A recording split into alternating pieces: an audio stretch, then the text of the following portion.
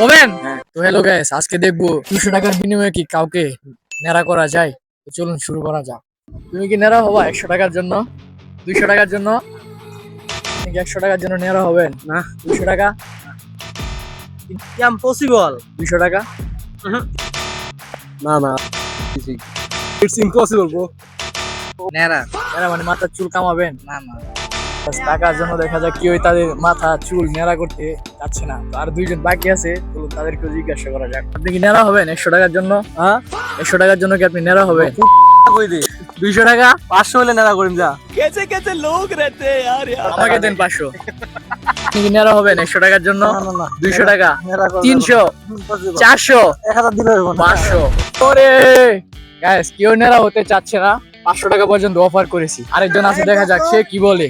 তো সাকিব ভাই, আপনি কি নেড়া হবেন 100 টাকার জন্য? না। 200 টাকা হ্যাঁ 200 টাকা। হবেন? হ্যাঁ।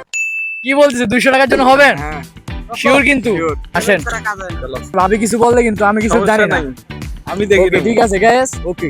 তো গাইস এই ভিডিওতে 500 লাইক কমপ্লিট করে দাও, তাহলে আমি ওনাকে নেড়া করে নিয়ে আসবো।